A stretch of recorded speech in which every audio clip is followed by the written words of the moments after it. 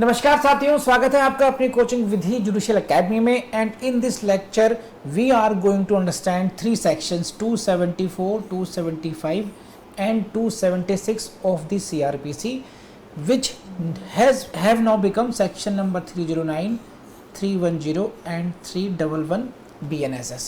274, 275, 276 अब हो गए हैं 309, 310, 311 BNSS में। क्या इसमें कहीं कोई चेंज है? इन तीनों ही सेक्शंस में कहीं कोई चेंज नहीं है। जैसे हमने सीआरपीसी में समझा था वैसे ही हमने बीएनएसएस में समझना है, उसी तरीके से इसको रेडी करना है। बस सेक्शंस के एडजस्टमेंट है। जो हेडिंग है 274 का जैसे 309 हो गया है, 275 का 310 हो गया है और 276 का 311 हो गया है, उसी तरीके से उनकी लैंग्वेज में भी कोरस्पोंडिंग आप सेक्शंस के चेंजेस देखेंगे। आपने केवल वही देखना है बस, अदरवाइज कोई चेंज नहीं है। So let's start the class now. 274, 275, 276, these three sections are alike and you should read all together। लगभग सेम है, बस समझना है हम लोगों ने। तो अब ध्यान रखिएगा इस बात को। Come on, this is what 274 P4 prelims heading से क्वेश्चन पूछा जाएगा। Record in summons cases and inquiries. Which section deals with the record in summons cases and inquiries? This is section 274। Likewise there can be a question record in warrant cases. Record in warrant cases it is section 275 P4 prelims, and accordingly 276 record in trial before the court of sessions. So there can be questions from heading in these three sections 274, 275, 276. Question can be asked from the heading itself, summon case, warrant case and session trial. तो ये record की बात कर रहे हैं। Record किसका? अभी देख लीजिएगा आप, ये please see. In all summons cases, which cases? Summons cases tried before a magistrate, number 1, देखते हैं ना, in summon cases, number 1, number 2, in all inquiries under 145 to 148, nuisance related inquiries, number 3, all proceedings under section 446, number 3. So these are the three proceedings. Number 1, summons cases. Number 2, 145 to 148, and this is 446. It is the forfeiture of the bond.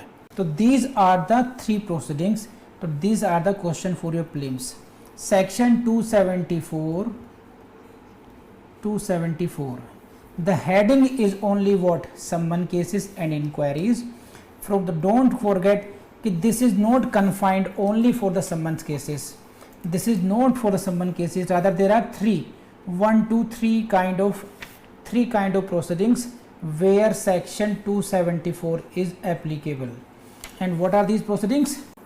Again, you see, summon cases number 1, number 2, 145 to 148, and number 3 for 146.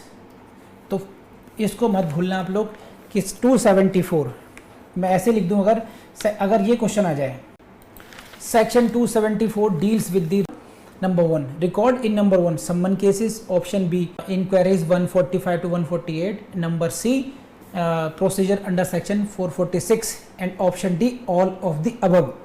तो don't get confuse कि summons cases ही था, ये तीनों ही हैं यहाँ पर, इसी से क्वेश्चन आएगा आपसे, कर लेंगे। अब नेक्स्ट पॉइंट पर आते हैं हम लोग, क्या है ये? In these proceedings the magistrate shall make a memorandum. क्या कह दिया? Memorandum of what? Substance of his evidence. Substance of his evidence in the language of the court. Please record it. P4 prelims, very important for prelims. The word is what? Substance of his evidence. Please highlight this phrase. What is the phrase? Substance of his evidence in the language of the court will be recorded. अभी ये वाली बात आई, अब मैं इसको आगे लेके जाता हूँ। पहले क्यों कह रहा हूँ ऐसा, you go to the 275 in warrant cases. In warrant cases the evidence of each witness shall be taken down in writing either by the magistrate himself or by his dictation. This is, यहाँ पर substance word is नहीं है, is not there. This is section 275. It is related with the warrant cases. 274 is related to the summons cases and other proceedings. These three proceedings, here they have used the word substance of his evidence. This word is not in the cases of warrant cases, and this will not be in cases of session trial. Trial before session में भी नहीं होगा evidence in writing. So what is this? What is the difference? And from this difference itself you will get the question in your prelims. देखिए यही अंतर है। इन sections को आप अपने प्रोफेसर से पढ़ेंगे, किसी यूट्यूबर से पढ़ेंगे तो आपको समझा देंगे वो कैसे कैसे होगा, लेकिन कोच एक्सपर्ट कोचिंग में पढ़ेंगे तो वो आपको ये समझाएंगे कि क्वेश्चन कहाँ से आएगा। दैट इज रिक्वायर्ड एक्चुअली, वही कोचिंग है जुडिशरी की। तो यहाँ पर जो वर्ड है सब्सटेंस, सब्सटेंस पर क्वेश्चन आएगा आपसे। कैसे? सब्सटेंस का मतलब ये हुआ, अगर मैंने कहा कि ठीक है, सपोज कीजिए दिस इज दिव्या, दिव्या का एग्जामिनेशन होना है। यस मैडम, व्हाट हैपेंड, बताइए क्या क्या हुआ। सर मैं मुखर्जी नगर आई हुई थी, बत्रा के पास गई, मुझे लगा कि चलो ठीक है बत्रा तक आई हूँ तो मैं थोड़ा पानी पूरी वगैरह खा लेती हूँ, ये सब खा लेती हूँ, वट एवर जो भी है, अग्रवाल और सब है। तो वहाँ पर तभी नवदीप मैडम आई, इन्होंने मेरे जेब में से, मेरे पर्स से कुछ पैसे निकाल लिए और उन्होंने अपनी फिर एक नरेट किया उसको। अब as a magistrate I am not writing each and every word of her, I will write substance का मीनिंग ये है उसका जो प्रेसिटाइप कि what she said. Divya depose that madam Navdeep Dawla committed theft by taking out rupees so and so out of her purse when she was taking snacks at such shop। तो ये मैंने अपनी लैंग्वेज में चेंज कर दिया उसको और उसका केवल सब्सटेंस लिखा है, substance of the evidence. I am not narrating in exact words of the witness. It is the memorandum of the substance. तो प्लीज लेट मी नो, ये बात समझ में आई नहीं आई। In the language of the court, court की अपनी लैंग्वेज में जो वहाँ पर यूज है, कौन डिसाइड करेगा? स्टेट गवर्नमेंट ने डिसाइड किया। That will be written here. The magistrate shall make a memorandum of substance of his evidence in the language of the court. Next, provided that if magistrate is unable to make such memorandum, he shall, after recording the reasons of his inability, cause such memorandum to be made in writing and from his dictation. So when he cannot himself do so, he can make dictation, he can do so through others as well, but it should be in open court before prelims. In the open court क्या मतलब हुआ, समझा देता हूँ। देखिए क्या हुआ, magistrate shall make a memorandum, ये था ना, magistrate shall make a memorandum था, but if he is unable for any reason, then ऐसा नहीं कि खुद नहीं कर पा रहे तो करवा सकते हैं फिर वो, he can cause such memorandum to be made in writing और फ्रॉम हिज डिक्टेशन, खुद डिक्टेट कर देंगे या अपने ऑफिसर को बोलेंगे तुम लिखो फटाफट, लेकिन it should be not in the camera, it should be in the open court P4 prelims. लगा लीजिए, ओपन कोर्ट को हाईलाइट कर लेना अपने इसमें। Next is what, memorandum. Such memorandum shall be signed by the magistrate, highlighted and shall form part of the record. तो मेन बात इसमें यही थी। 274 deals with these three proceedings, summons cases trial, inquiries 145 to 148, procedure 446, and in that case what is required, that substance of the evidence shall be recorded in the language of the court। ये prelim से question बनेंगे। Now I come to 275, it is dealing with what, record in warrant cases, P4 prelims। In all warrant cases, difference is this, warrant cases the evidence of each witness shall be taken down in writing either by the magistrate himself or by his dictation in open court। पर इतना ही ध्यान रखना है आप लोगों ने कि ये इस फ्रेज को मत भूलना। मेन क्वेश्चन तो 274 से ही आएगा। नेक्स्ट क्वेश्चन कहाँ से आएगा, यहाँ से क्वेश्चन बनता है थर्ड क्लॉज से। सच evidence shell ordinarily be taken down in the form of narrative. In the form of narrative, ये समझिए क्या है। सच evidence shell ordinarily be taken down in the narrative. आपने कभी देखा कोर्ट के प्रोसीडिंग्स में कभी कैसा होता है? इन द फॉर्म ऑफ नैरेटिव का मतलब क्या है? मान लीजिए अक्षिता मैडम पहुंच गई as a witness.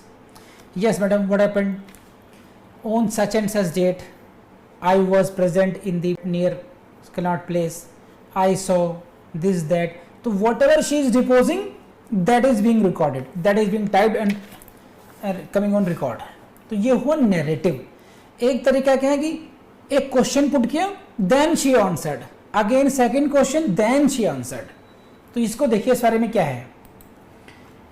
Such evidence shall ordinarily be taken, ordinarily सामान्य रूप से, it should be in the narrative but magistrate में इन हिज डिस्क्रेशन क्या कर सकते हैं, may take down in the form of question and answers as well. Questions and answer as well की उसमें भी कर सकते हैं।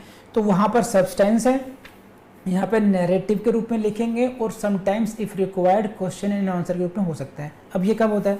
अरशान मियाँ से क्वेश्चन किया गया, अच्छा तुम ये बताइए ये बात सही है कि तुमने नूर जहाँ से ये कहा था आई लव यू। अब इनका आंसर सुनो कि मैंने ऐसे नहीं कहा। तो ये जवाब नहीं है, आप क्वेश्चन समझ लीजिए। Please write down the question. अब जज लिखवाएगा कि I put to you the question whether you have said to victim inverted commas I love you, specifically बताइए। अब ये now he will have to answer it. तो sometimes when the court sees that there can be ambiguity, उसके interpretation change हो सकती है, then for the extra safer side court puts the question, now you answer in the form of this. इसी question का particular पढ़ लो, समझ लो, अब इसका जवाब दो। गोल गोल नहीं घुमाना है बात को। मेरी बात समझ में आ रही है? तो क्वेश्चन एंड आंसर और नैरेटिव का डिफरेंस समझ में आ रहा है आपको? अभी narrative and question answer. And now again the evidence shall be signed by the magistrate shall form the part of record. ये बहुत सिंपल सी बात है। Now I come to 276। This is heading is important, P for prelims record in trial before the court of session। This is in all trials before court of session, evidence of each witness shall be taken down in writing either by the judge himself or under his dictation। Same है, same line proceed करता है तो समझाने की जरूरत नहीं है।